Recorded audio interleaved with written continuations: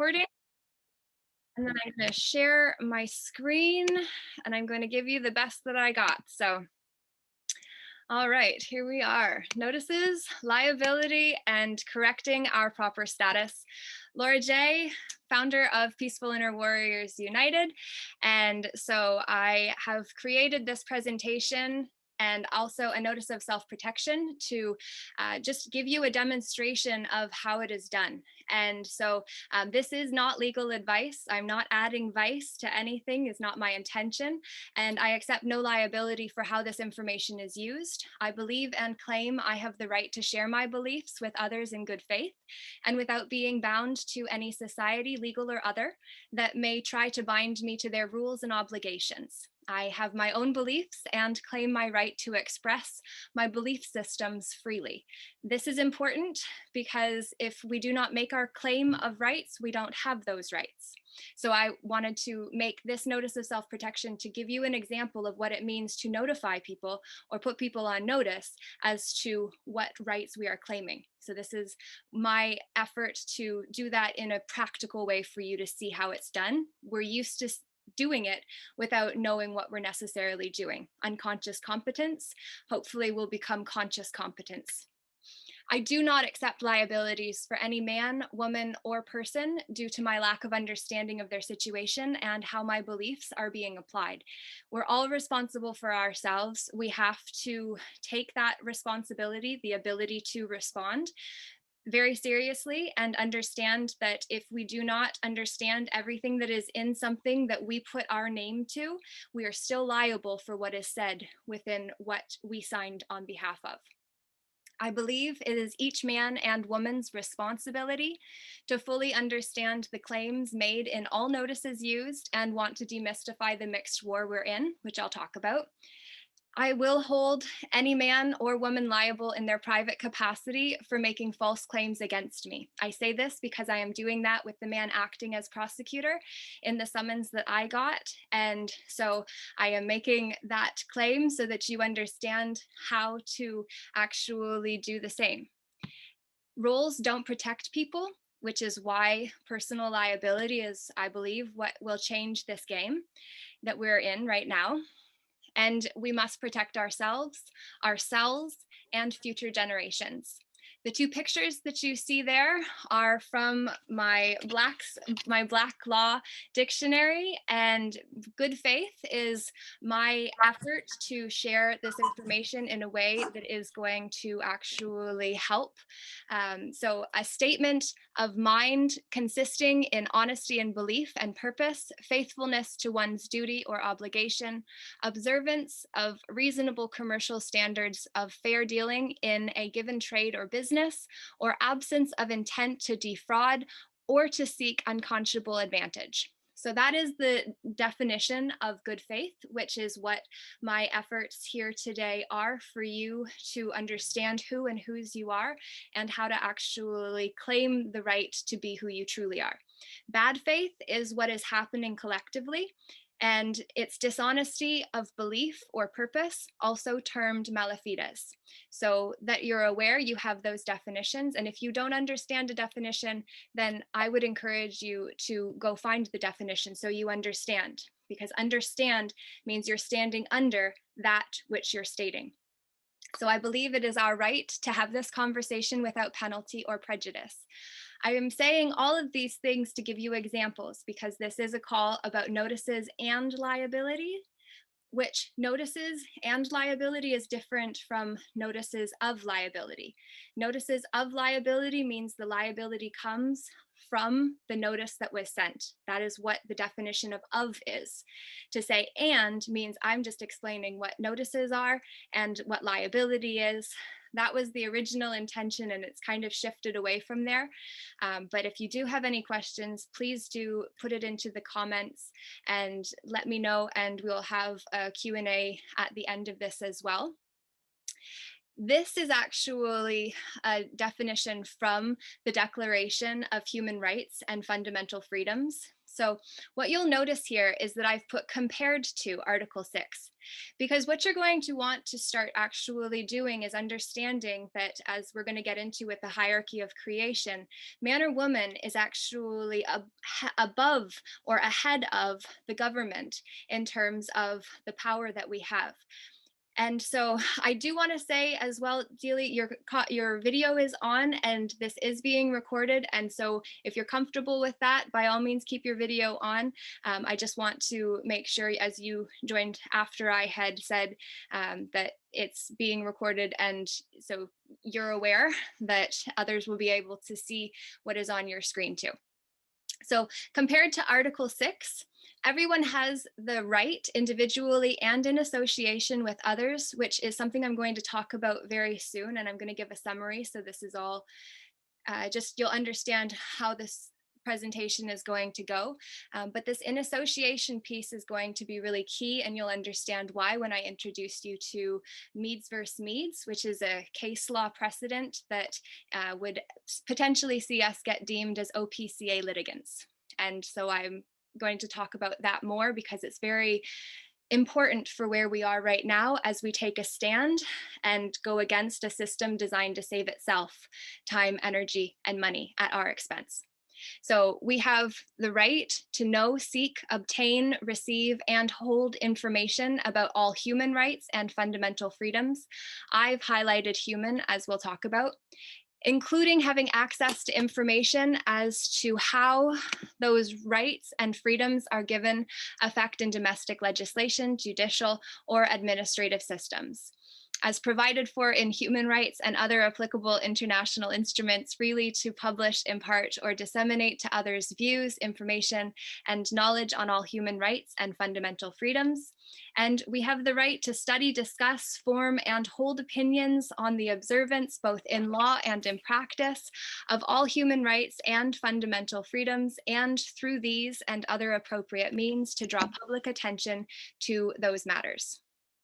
So that is just really to say we have the right to do this, and we actually have more than the right to do this. This is just compared to the rights that are written, because common law is unwritten law, which is a higher standing than what is written. The summary of this presentation, I'm going to explain why me. I have a very unconventional journey to here, which I'm not going to go into too much, but there are people that will want to understand why I've come to know what I do to be able to share this. The mixed war we're currently in, and if we break down words, I have an English degree, and so if we look at currently and say current lie, that's what I believe we're in. The dangers of lowering our status and consenting to false claims, such as OPCA litigant, person, vacationing, not vacationing, just using a substitute for when this gets posted over onto YouTube afterwards, since the algorithms would potentially get this kicked off. And this is a very dangerous presentation to share because the knowledge in it is powerful for us, full of power. Where we fit within the hierarchy of creation, very important. For reference only, so I'm going to break down why I'm saying compared to, or CF, in common law claims, and the dangers of representation and trusting the professionals. I think that we really need to understand that putting our power into someone else's hands and having them represent us is not as beneficial to us as if we actually learn to stand as we are and be ourselves, rather than have ourselves represented as something else, which we'll talk about. And then I'm going to offer a sample notice of liability to correct your proper status for those who are facing potential termination or in any way being compromised. And it's not even just for those who choose not to alter themselves with what is coming or what is here, but it's also to simply say we really need to understand that if we don't correct our status and we haven't done it in writing, then we don't have the rights that we think that we do. I believe. And I say that my history, I have an English degree, as I mentioned. I graduated from McMaster in 2009. John Maxwell Team Certified Coach, Teacher, Speaker, lived in England with one of the faculty for 4 years. So I've done a lot of traveling. I did incorporate a business, and I dissolved that business after I got back as well, which helped me understand and it gave me a special understanding when I went through a messy awakening. And that sent me into the mental health system, first under a Form 1, which is a 3-day voluntary hold that wasn't voluntary from my experience. And then I got Form 3, which is a 2-week involuntary hold. And I believe that the Mental Health Act is very dangerous for us all who are resisting the system, because I believe that it could very well turn into the Health Act. And what I learned from my experience, which was tied to writing a book about the transformation of self-image through the hero's journey from a soulful perspective that I've been working on since 2017, and really got myself I got myself distracted and really wrapped up in what it meant to finish that project. And I think that that's very relevant to how right now we've all been taught to identify ourselves with what we do. And we're so much more than that. But when we get caught up in that, then it's very hard to sacrifice the identity that we had. And so that's part of the reason that I do share this. I also got summoned for speaking at an anti-lockdowns rally in April. And it was originally individual failure to comply with Reopening Ontario, a flexible response to COVID-19 Act 2020. I want you to understand that all of these are acts, because as Shakespeare said, we are but all actors on the stage of life. And it is time for us to end this act and rewrite a better script, because otherwise we'll just receive the prescriptions that the white coats or the ones that are professionals give us. And we're at a lesser status when we put our power in other people's hands. My case has been adjourned till November 26th. However, I have filed a claim against the man acting as prosecutor, making a false claim against me, which is very significant because in the courtroom, which I didn't attend twice, and then when I did, and I maintained my standing as a woman in my private capacity with all rights reserved, he was very upset when I asked who was the man, or what is the name of the man acting as prosecutor. And he came back, I am the Crown Attorney. And I said, no, you are the man acting as Crown Attorney. What is your name? And this is very important because people have started to abscond personal responsibility for the sake of their professional role and title. And that's why I believe this is a corporatocratic takeover. And if we don't actually make claims against any other man or woman acting as public servants who are designed to serve us that trespass against myself, which I can only speak from my experience, we're going to give away rights that are both ours and future generations will not have them. And as you may have heard the expression before, what we tolerate, the next generation embrace. And I don't believe what is happening now is okay for that to happen. So the dangers of the Mental Health Act: you become a ward of the system, which I have an acronym for, which is Save Yourself Significant Time, Energy, Money. Who is you? I think is an important question, especially given in legalese. You comes with a lot of limitations if you accept that term. And it's about accepting terms. And so that's what we're going to talk about in a little bit. Emotions are tools we can use to express our will. And willful people are hard to control. Where there is a will, there is a way.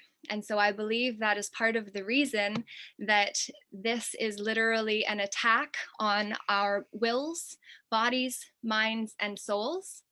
And my personal testimony, which I can only speak from personal experience and what you'll know or would find out in court if you ever had to go there, is that only firsthand testimony is admissible. So anything that you reference in the court of law, which is 3 jurisdictions, not just common law, you have to have firsthand testimony in, or else it's not admissible. So my experience was that the professionals denied me the right to speak to a lawyer without approval by a physician who was not on duty until the next day. while under a 3 voluntary day order. And then they transferred me to another institution and I had to wait longer, which meant then they flipped my Form 1, which was 3-day voluntary hold, into a 2-week involuntary hold under a Form 3.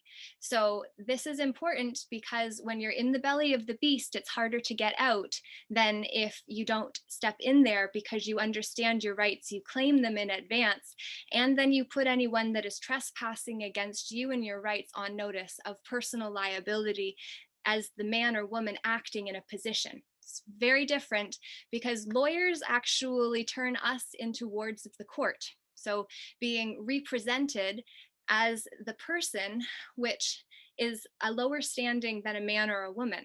And we've all forgot and thought that we are persons. But the fact is, we are men and women that have a personage. That's what's connected to the trust that's traded on the stock market under our birth certificate, which is another conversation and someone else can touch on that.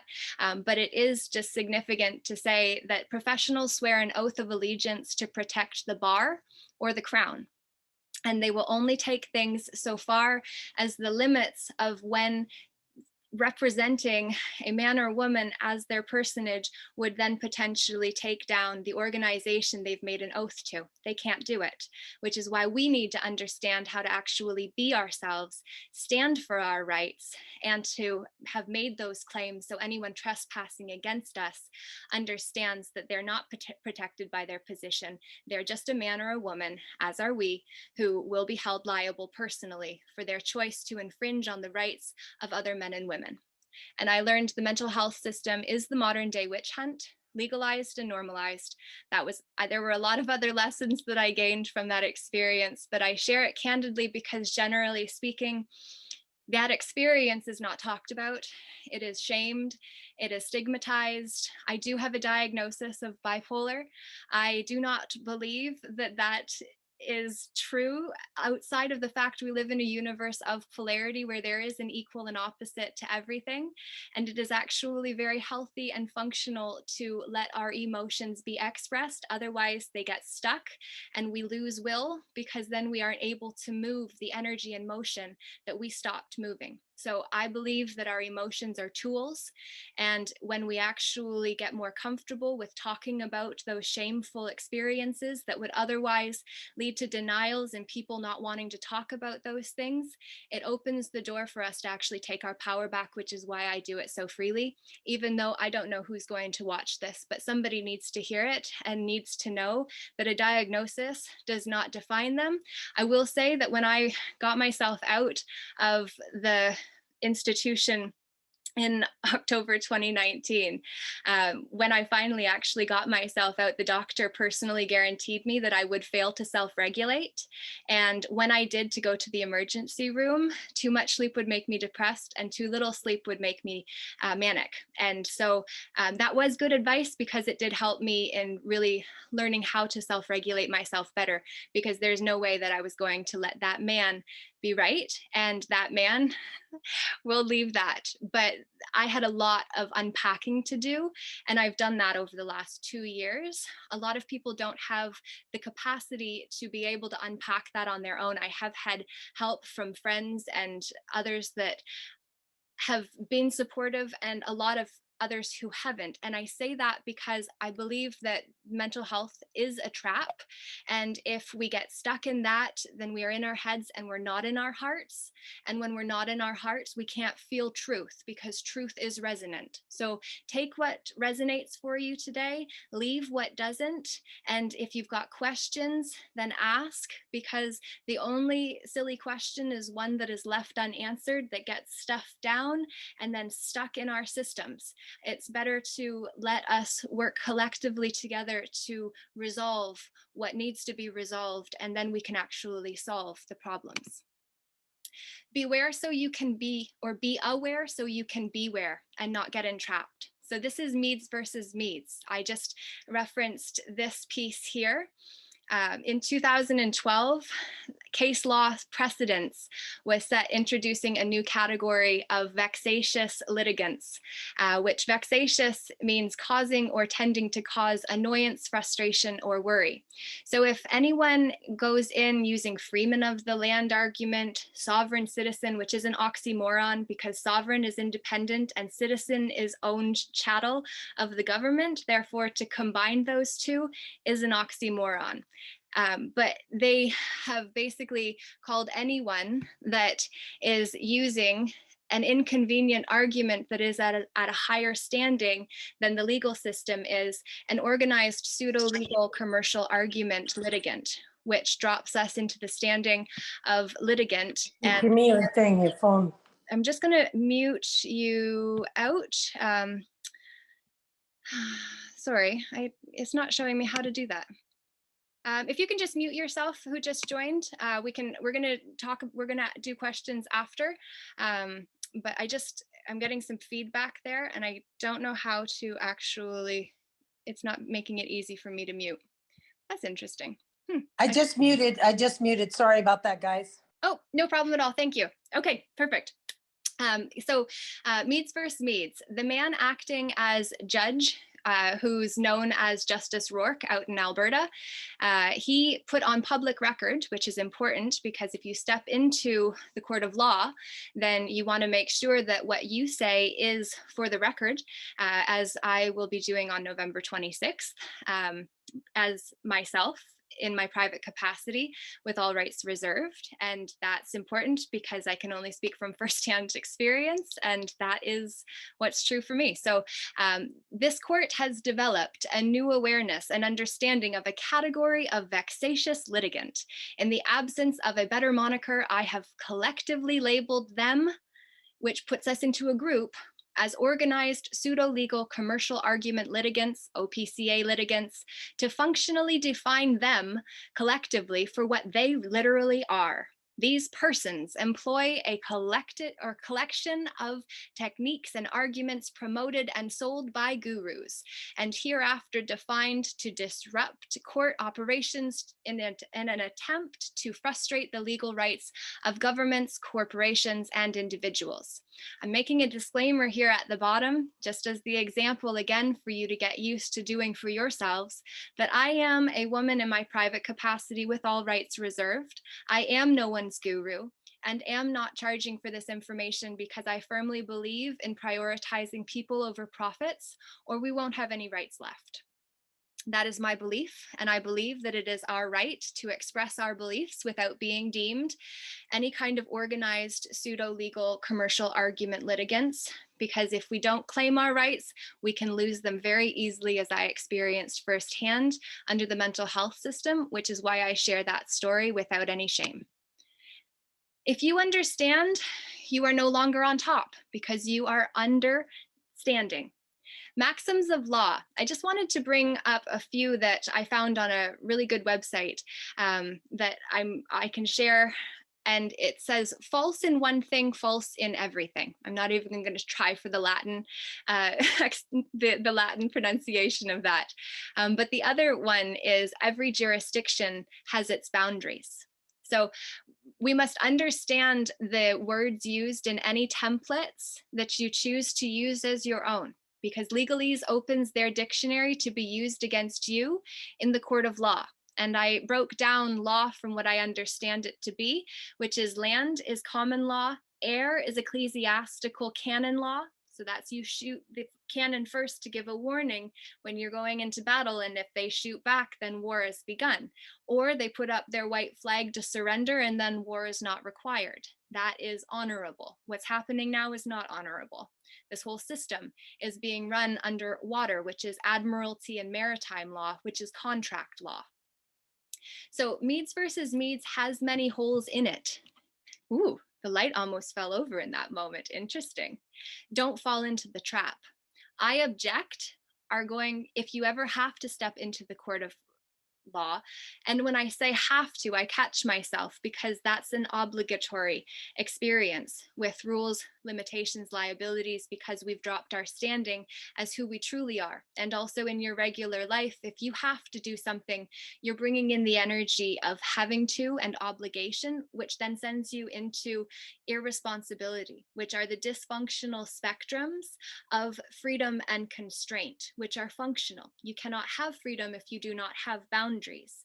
But the functional experience of constraint and freedom then becomes dysfunctional when we step into obligation of paying for that which we've spent irresponsibly. So I'm hoping that together we can actually take our power back so that our youth actually have rights and the opportunity to take a stand and be themselves fully without being stuck in a box, which is what is trying to be done to us now. Novations, that's an interesting piece I just wanted to bring in because from my understanding, if I'd have stepped into the court of law and when they called my name, roll calling, they call it, yes? They're calling the roll. Are you going to accept the role that they're giving you? And there's joinders made with our first name or our God-given names and our last name, which is the Roman surname, which is the only part of our name that's actually legal. And so because of that joinder made, if we accept that, yes, I am here, or if we agree to be the name that they call without stipulating that we are who we actually are as men and women, then we fall under their standing, which means they'll call what's a novation. And that's when a substitution of a new contract is made for an old one.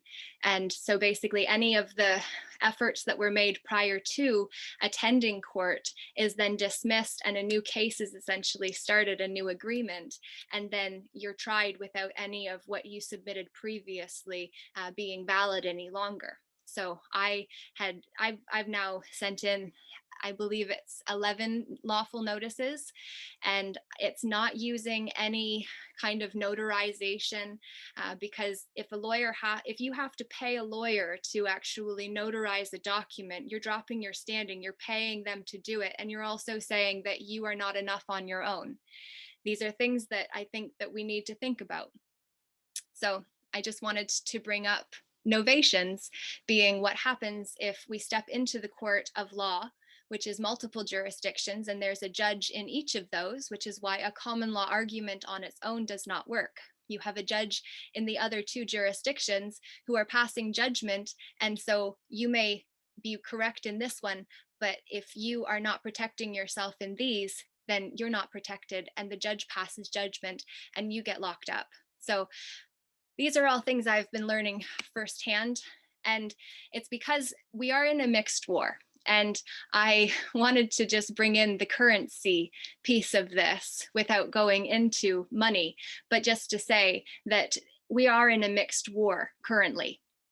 And this is actually taken a quote from Hugo Grotius on the law of war and peace. And it says, the first and most essential division of war is that into public war, private war, and mixed war. A public war is that which is waged by him who has lawful authority to wage it. A private war, that which is mixed, or that which is waged by one who has not the lawful authority. And a mixed war is that which is on one side public, on the other side private. If we actually take a stand and stand in our private status, which is the highest standing, which we're going to get into next, then we are actually private, and then the public jurisdiction is the public. So if you're not muted, I'm just going to mute you out there. Oops. And if you've got any questions, then we'll get to those after.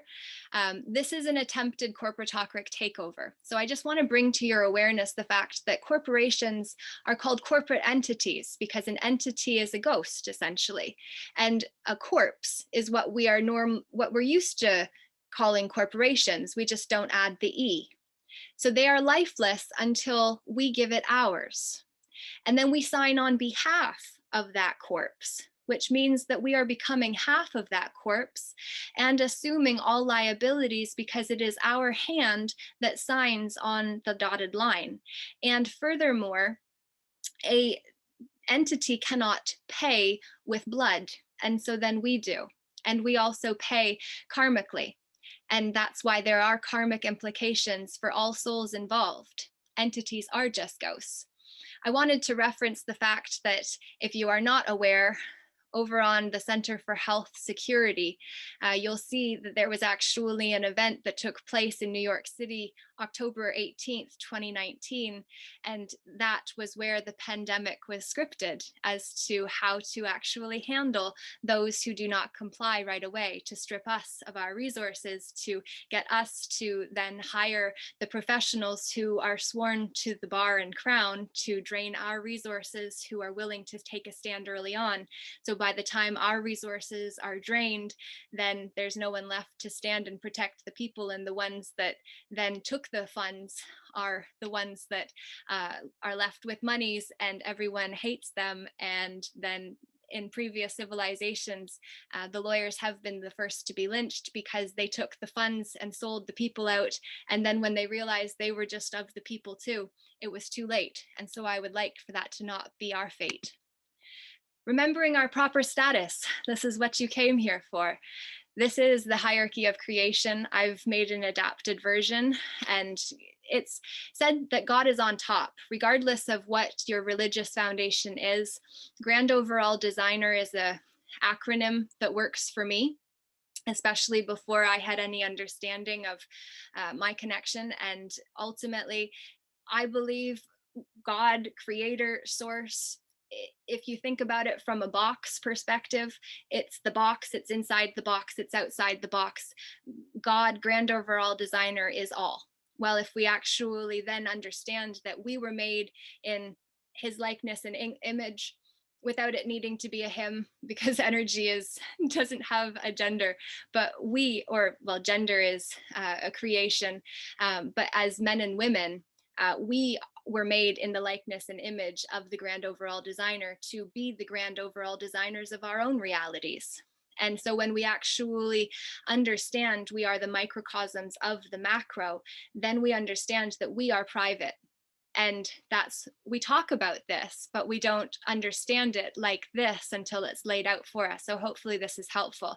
And if it does trigger you in what I'm saying, that's good too. Feel into that, because if you try to suppress any of the emotions, then they're just going to get stuck in you. And then that's going to create lost will, which doesn't allow you to actually do what is required, which is move. And we need to move through this together, because the government was created to make life for man and woman easier, which is why that is when the public sector was created, and why they are public servants or hold a public office.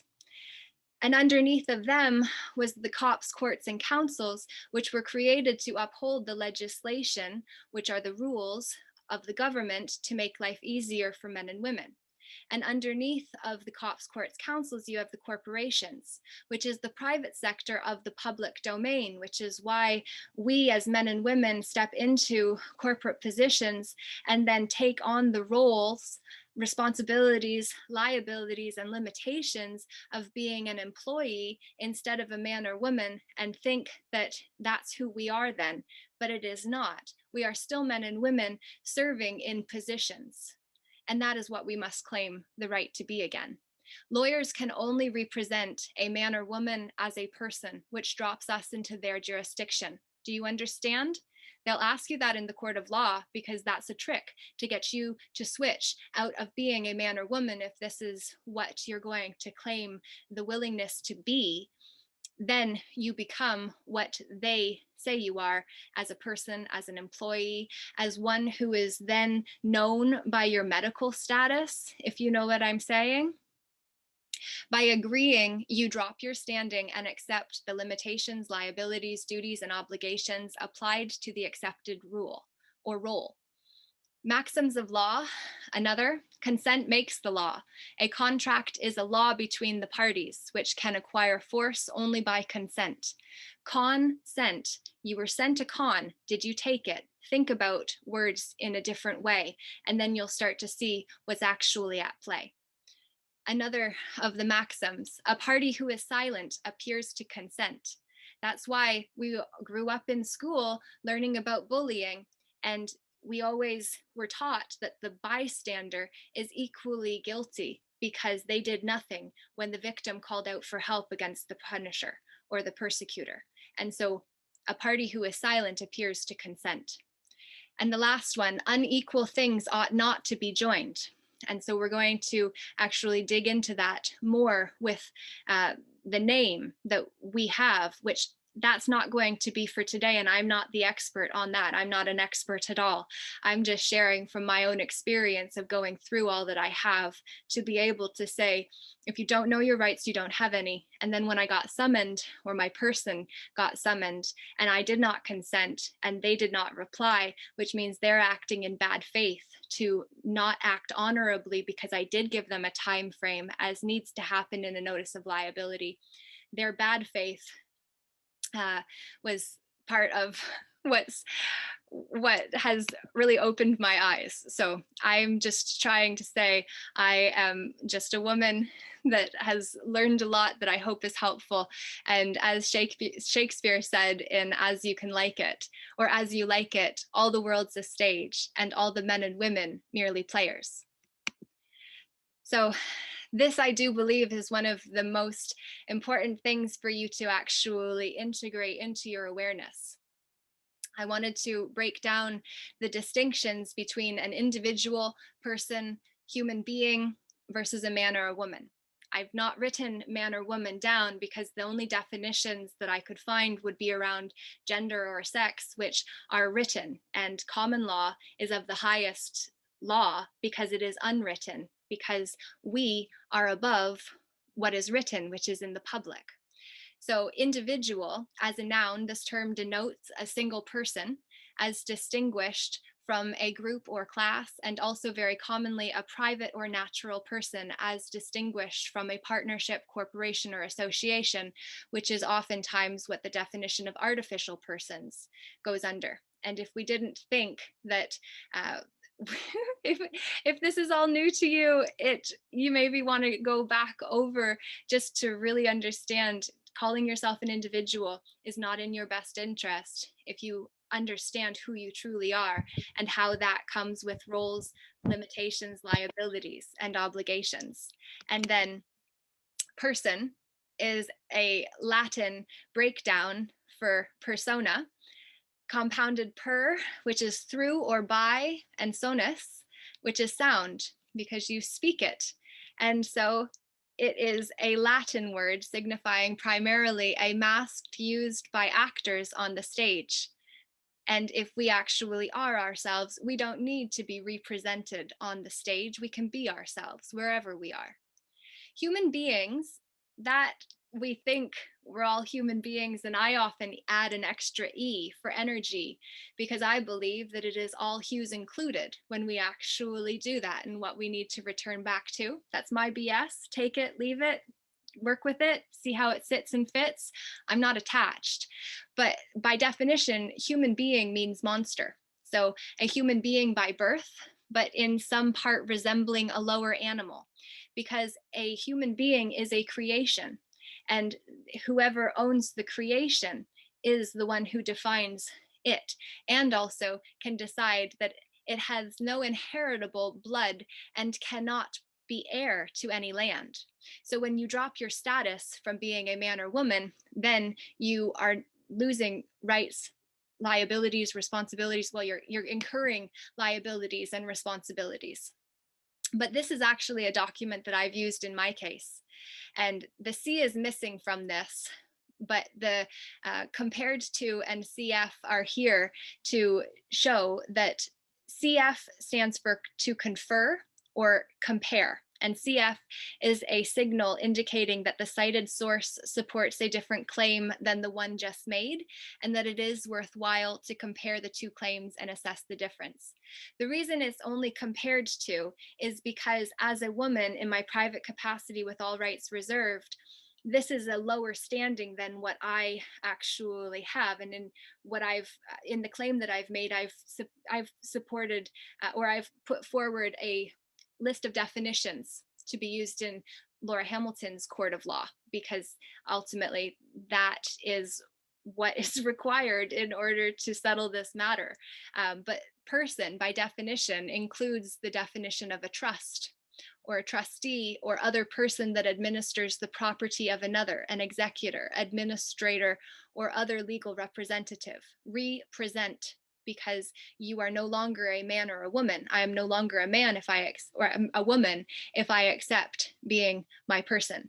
I have a person. I am not a person. I am a woman. And when we make that distinction in our head and we get really clear about it, then we understand why language is being used against us.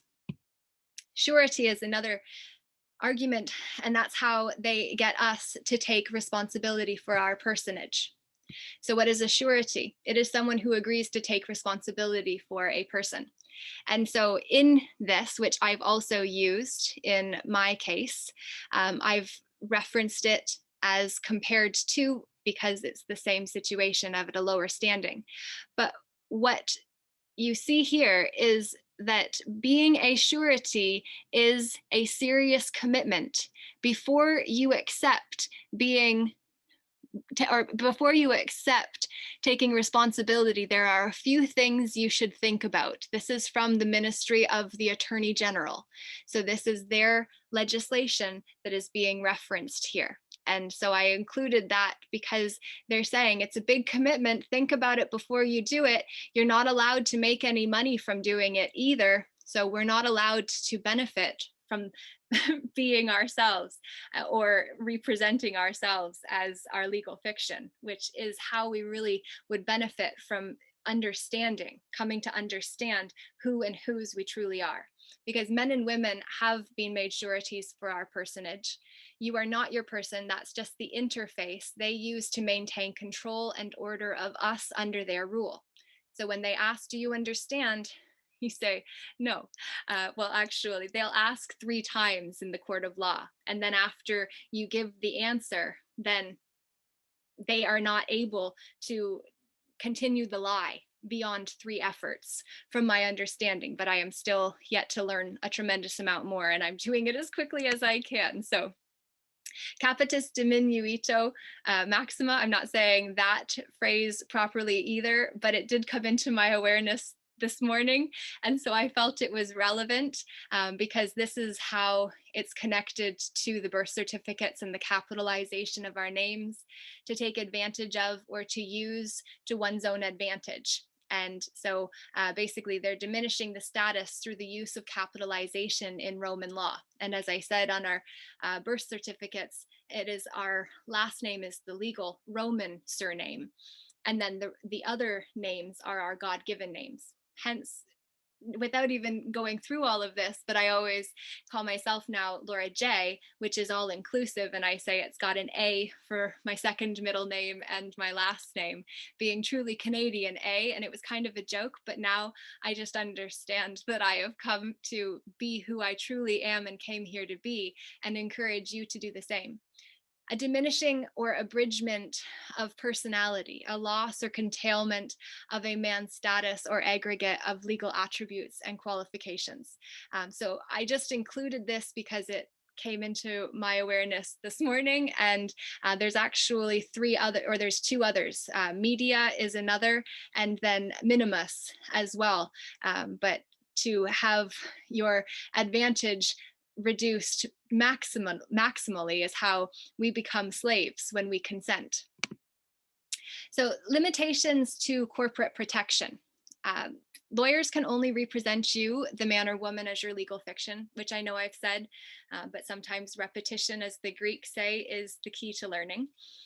Corporations can protect employees under their umbrella, but not a man or a woman, which is a higher standing.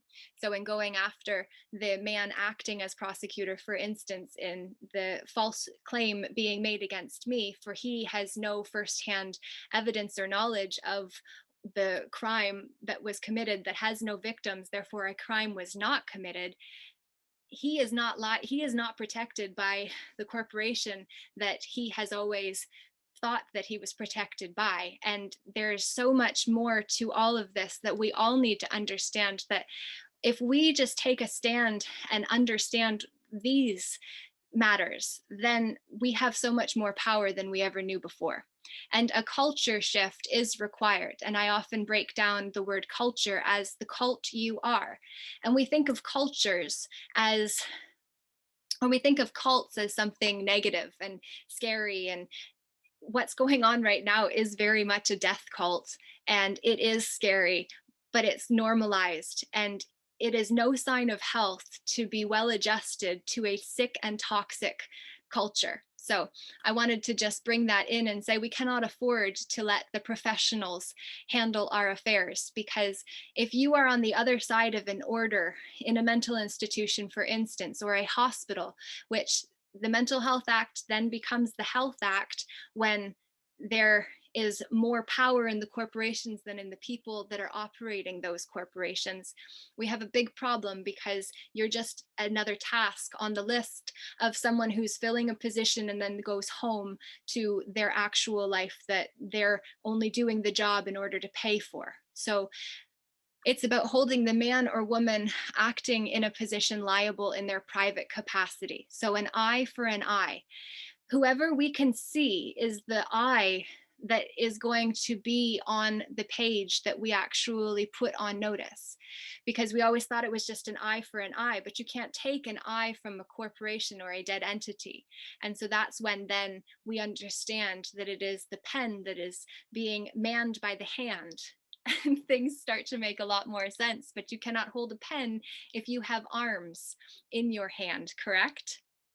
So that's why all of this is just so corrupt, but hopefully this is helping, and in a playful way that helps you see it maybe from a different perspective. So to the man or woman known as their name acting as is how you set your notices. And then to any other man or woman involved in this trespass, once you've claimed your rights, and then evidence to support claims, to draft a notice for any man or woman who has been trespassed against is what's included. And I've got a sample that we're going to see in a couple slides.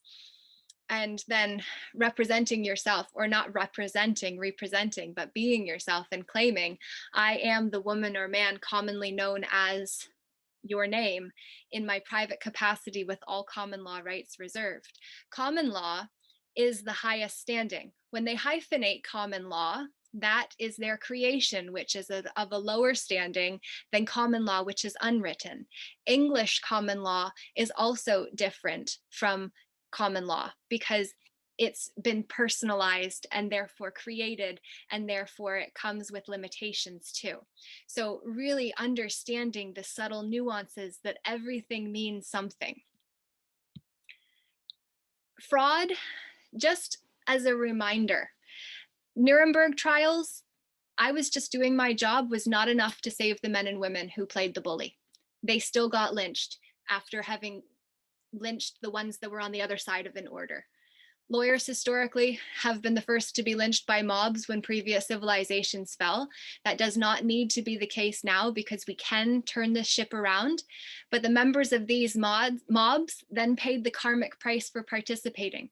And so this is what we have to understand. It is us, one against the other, that is going to pay the price for harming one another, which is why notices of liability in this context can really help us take our power back, because we are all in the same boat, and we have pirates at the helm who just have a box of flags, and then they put up the one that's most convenient and say it's a different ship. We must eliminate plausible deniability together by taking a stand regardless of the consequences we face up front. And we either pay now and enjoy the karmic interest, or we pay later and pay the interest karmically. So, or we play now and pay later and then pay the interest karmically. So fraud by definition is everyone who by deceit, falsehood, or fraudulent means, whether or not it is a false preference or false pretense within the meaning of this act, defrauds the public or any person. Everything is only about your personage. They will never reference a man or a woman because it is above their standing. They have no jurisdiction over a man or a woman. But whether ascertained or not, of any property, money, or valuable security or any service is guilty of an indictable offense and liable to a term of imprisonment not exceeding 14 years, whether the subject matter of the offense is a testamentary instrument or the value of the subject matter of the offense exceeds $5,000, or is guilty of an indictable offense and is liable to imprisonment for a term not exceeding 2 years, or of an offense punishable on summary conviction. Compared to, once again, as we have a higher standing, however, anybody, any man or woman that is upholding what is happening now, I have spoke with an HR woman, and she says that all of them understand that it is coercion and it is assault, because it is forcing men and women to do something against their will. And the ones that are the professionals understand that it is wrong, and choosing to continue to do that is their choice. So notices of liability, we're almost to the part that you came for, but I hope that this preliminary piece has been useful to you. Notices of liability, legalese opens the dictionary for them to use against us. So when we try to play by their rules, when we try to use fancy words and things that a lawyer would like, if a lawyer likes it, it's likely not in a man or woman's best interests. They also know all the loopholes. So you may think, a word means one thing, but in their dictionary, it's different.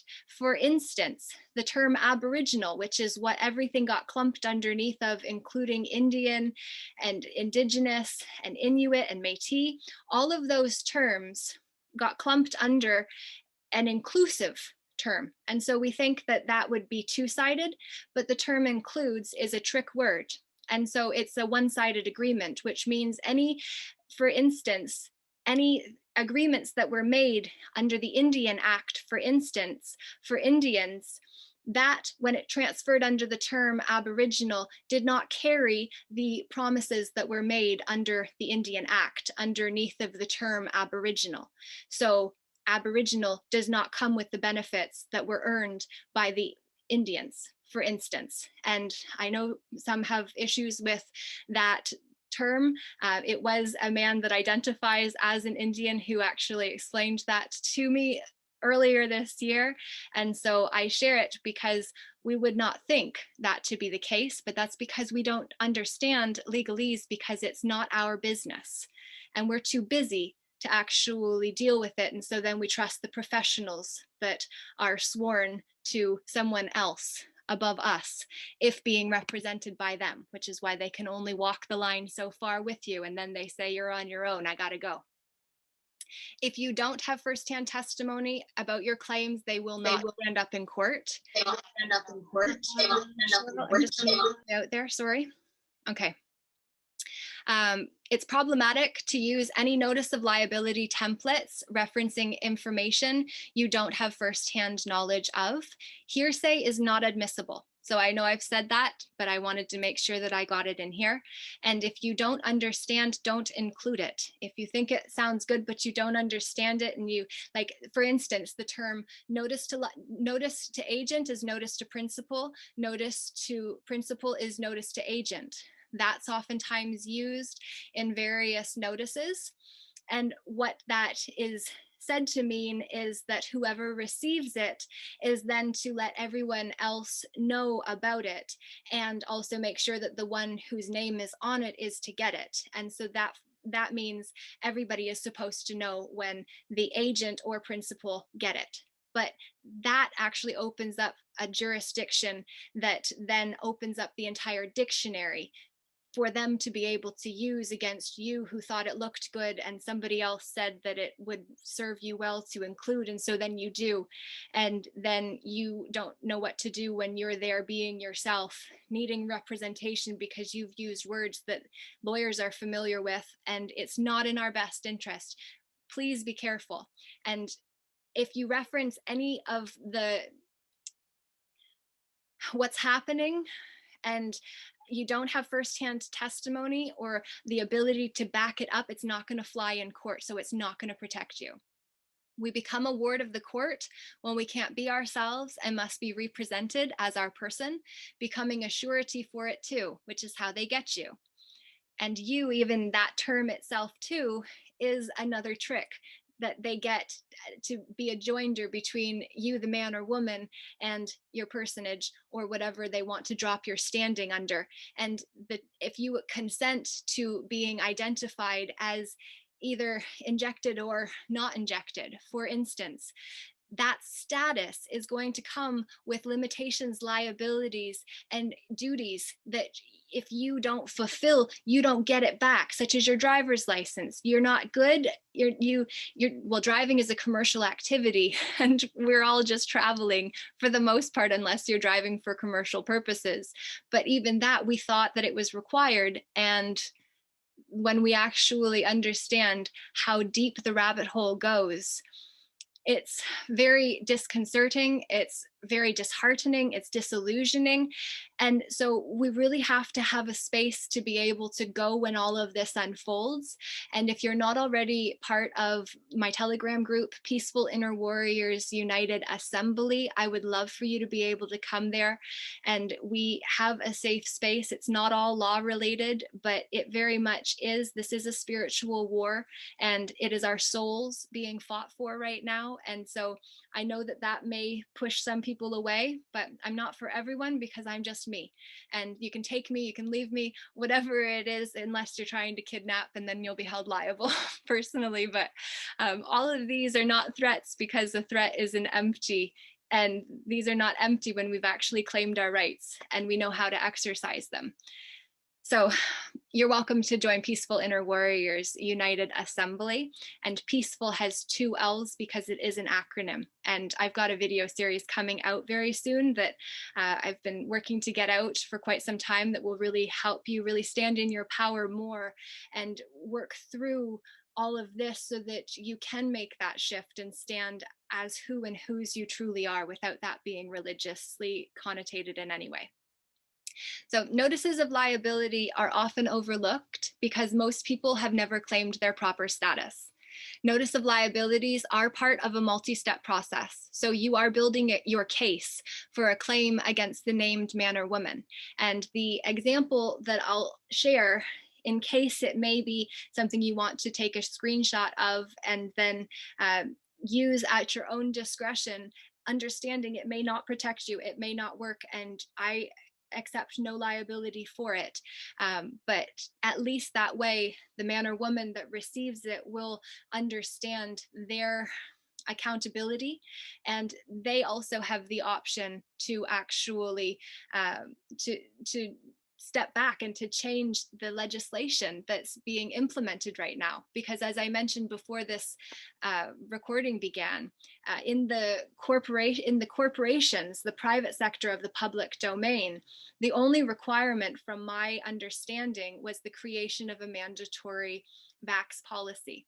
Everything that was inside of that required policy was a recommendation, but everybody's too busy to actually be able to put the time into creating a policy, because it just makes no sense. So you just hire the professional to do it for you, the corporate big boys or girls do, right? And then when that happens, the ones that are hired as the consultants do what the government suggested, which is include the recommendations as requirements. And that's how we're in what is, I believe, a corporatocratic takeover, that we have a choice now to be on the right side of history, or our story rather, not just his.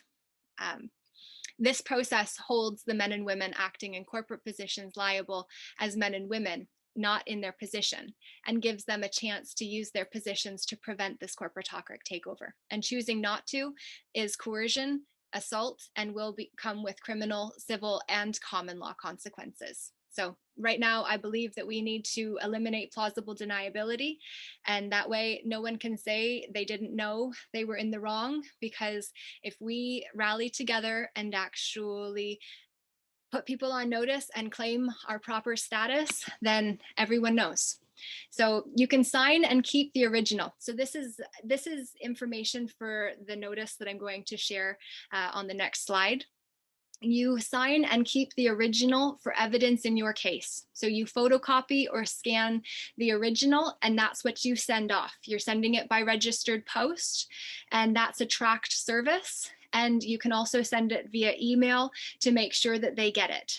And if you do not have conversations on the phone about any of this, because as the police, when they pull you over, for instance, will say anything you say can and will be used against you, not an or, it's an and will be used against you in the court of law.